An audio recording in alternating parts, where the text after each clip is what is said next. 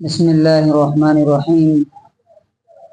عن أبي هريرة عن رسول الله صلى الله عليه وسلم أنه قال: من خير معاش الناس لهم رجل ممسك عنان فرسه في سبيل الله إلى آخر الحديث. رواہ مسلم. یہ مسلم کی 125 نمبر حدیث ہے. نبی صلی اللہ علیہ وسلم فرماتے ہیں کہ سب سے بہتر زندگی کس شخص کی ہے؟ ہر آدمی اپنے بارے میں اور دوسروں کے بارے میں ڈیسائیڈ کرتا ہے، فیصلہ کرتا ہے فلاں آدمی کی زندگی کتنی اچھی ہے، کیونکہ اس کے پاس بڑا اچھا گھر ہے، بڑا اچھا کاروبار ہے، بڑی گاڑی ہے، اچھی جاب ہے. اللہ رسول کی نظر میں کس کی زندگی سب سے اچھی ہے؟ فرمایا من خیر معاش الناس لہم،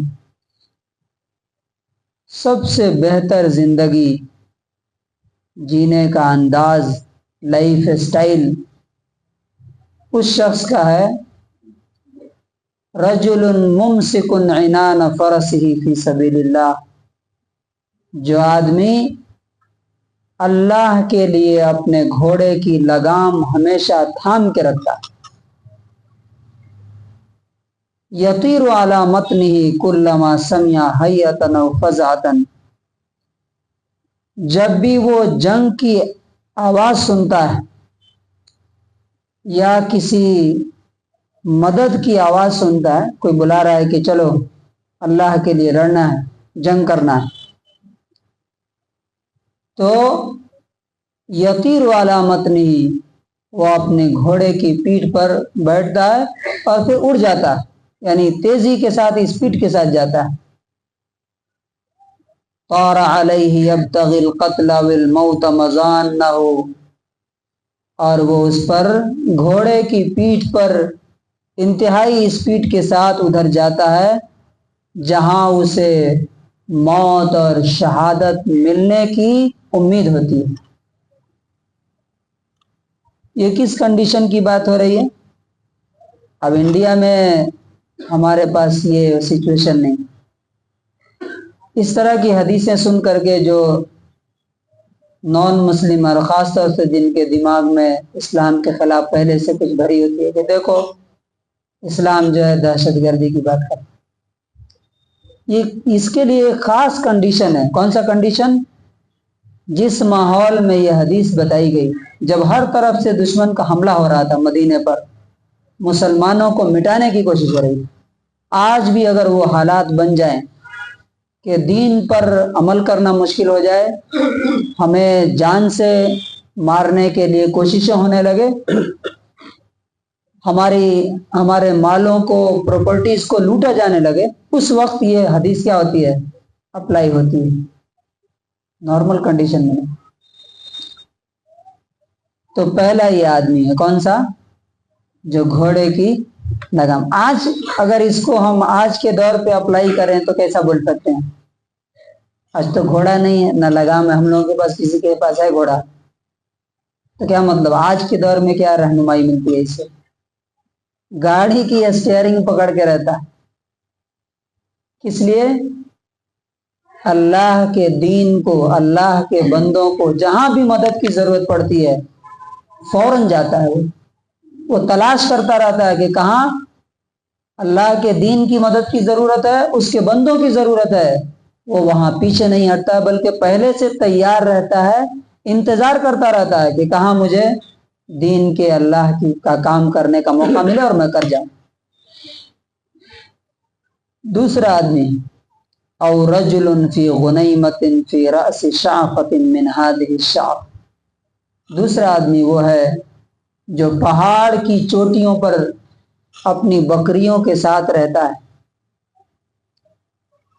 وہ ہے اس دور میں جب وہ حالات ہوں. اور یہ کس دور میں ہے، کس زمانے میں ہے؟ جب کہ دین بچانا مشکل ہو، آبادی میں رہ کر کے، لوگوں کے ساتھ رہ کر کے. تو اس وقت وہ پہاڑوں پہ رہتا ہو بکریوں کے ساتھ، او بطن واد من هذه الاودیہ، یا کسی پہاڑ کی وادی میں، یقیم الصلاۃ، نماز قائم کرتا ہو، ویؤتی الزکاۃ، زکوٰۃ دیتا ہو، ویعبد ربہ، اور اپنے رب کی عبادت کرتا رہے، حتی یاتیہ الیقین، یہاں تک کہ اسے موت آ جائے۔ یہ کب ہے؟ اچھا، ہم نارمل لائف میں اگر اس کو امپلیمنٹ کریں حدیث کو تو کیسا ہو سکتا ہے؟ فار ایگزامپل، کسی کو لگتا ہے کہ میں فلاں محلے میں اگر رہتا ہوں تو میرا دین بچنا مشکل ہے، تو اسے کیا کر دینا چاہیے؟ وہ محلہ چھوڑ دینا۔ کسی کو لگتا ہے کہ نہیں میں گھر میں رہوں گا تو میرا دین برباد ہو جائے گا، تو اسے گھر چھوڑ کر کے ضرورت کے لیے آدمی جائے، باقی وقت اللہ کے گھر میں یا دوسری جگہوں پہ جہاں اس کا دین بچ سکتا ہے وہاں پہ رہے۔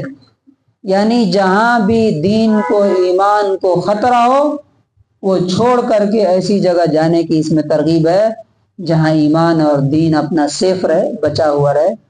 لیس من الناس الا فی خیر، لوگوں کے پاس کب جاتا ہے وہ؟ جب اچھائی اور نیکی کا موقع۔ فار ایگزامپل، اب جنازے کی نماز ہو رہی ہے کہیں، یا کہیں قومی کوئی کام ہو رہا ہے بھلائی کا، لوگوں کی مدد کرنے کا، یا کسی کی عیادت کرنی ہے، کوئی بیمار ہے جا کر کے پوچھنا، تو نیکی کے کاموں میں صرف جاتا ہے، اور اس کے بعد وہ لوگوں سے الگ رہتا ہے، کیونکہ اسے معلوم ہے کہ میں فلاں فلاں لوگوں کے ساتھ رہوں گا یا اس سوسائٹی میں رہوں گا تو میرا اپنا دین بھی برباد ہو جائے گا۔ اس کو ایک مثال سے سمجھ سکتے ہیں۔